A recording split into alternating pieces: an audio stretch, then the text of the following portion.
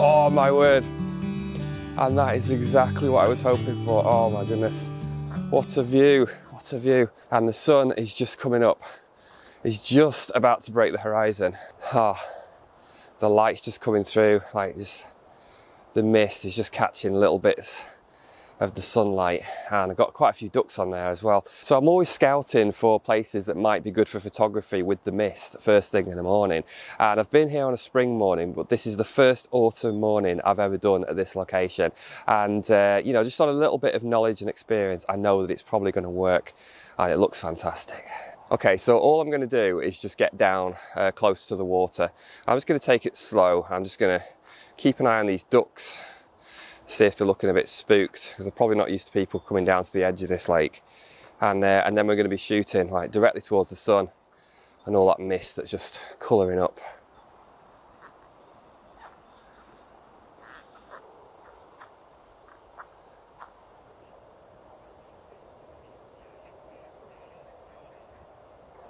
Not sure which ducks.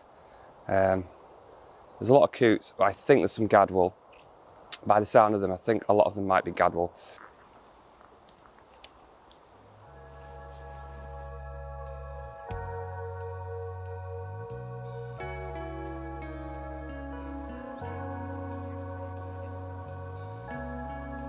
So what I've done is just put myself in front of this big patch of flowers, purple loosestrife I think it is, and then I'm just a little bit more concealed.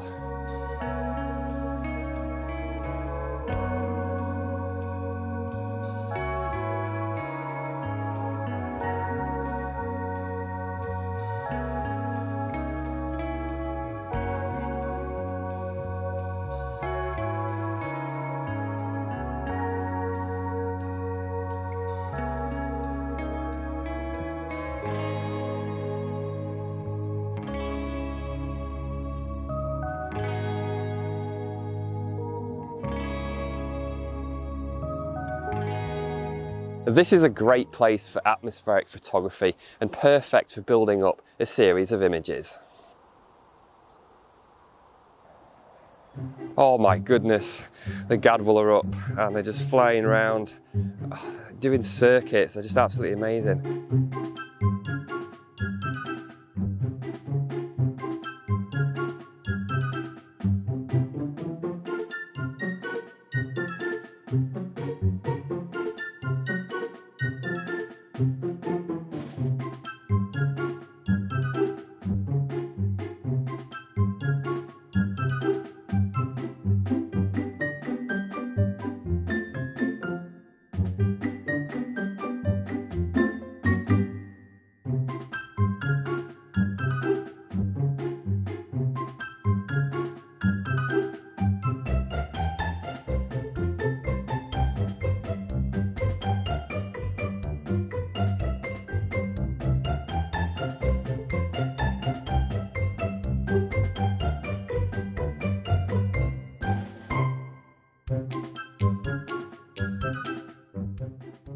Whew.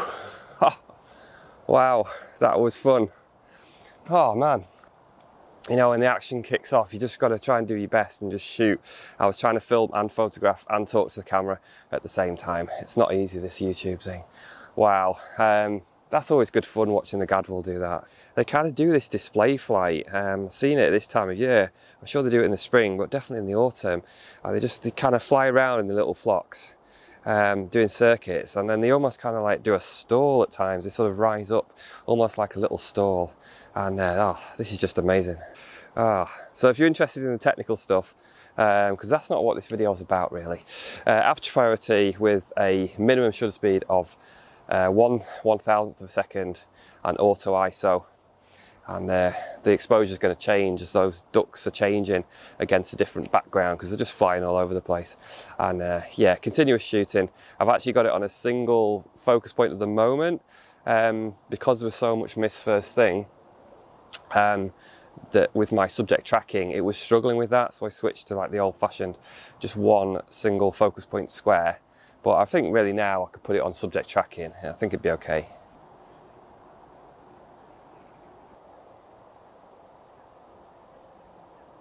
So the point of this video today really is to say that, you know, you do not have to go to some brand new far-flung location to get the best pictures, and don't let anybody tell you that you do.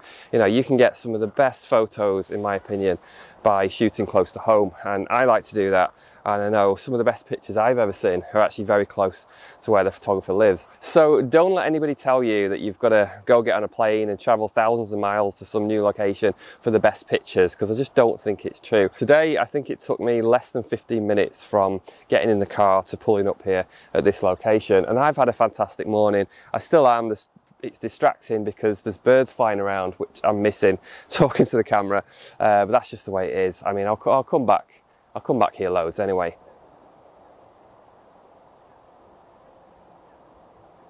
Now, I've been lucky enough to photograph in a number of countries, and I have really enjoyed it.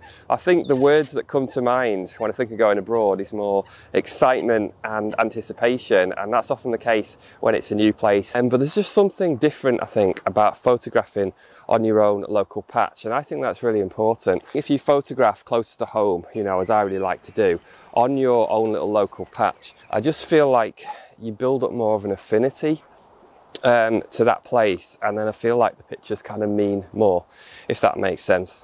Oh, gadwall are off again. Trying to make a video. And the benefit of photographing close to home is that you can keep returning again and again. Now, that does not just mean for taking pictures, but also for learning. So if it's somewhere that's not too far away, it's not going to take you a huge amount of time to go there. Maybe it doesn't take as much petrol in the car if you're driving there.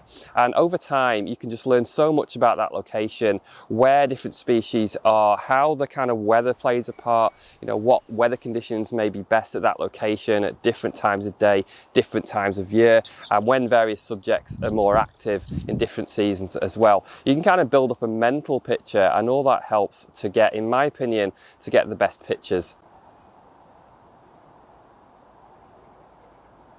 And you can find out so much more about your local patch that nobody else would ever even know. Just kingfisher. You know, like I know there's kingfishers around the edge of this lake. Things that other people wouldn't know just because you put in that time and effort in your local patch. And I do think the pictures you get ultimately are a lot more rewarding. Now, this place is just full of potential for atmospheric images, as hopefully you saw first thing this morning. And I actually set myself a little project earlier this year in the spring, which was to photograph birds in flight, but to do it in very specific lighting conditions. Now, if you'd like to see that longer style project video, I'll put that up on the screen for you now. I'll see you over there. Thanks for watching.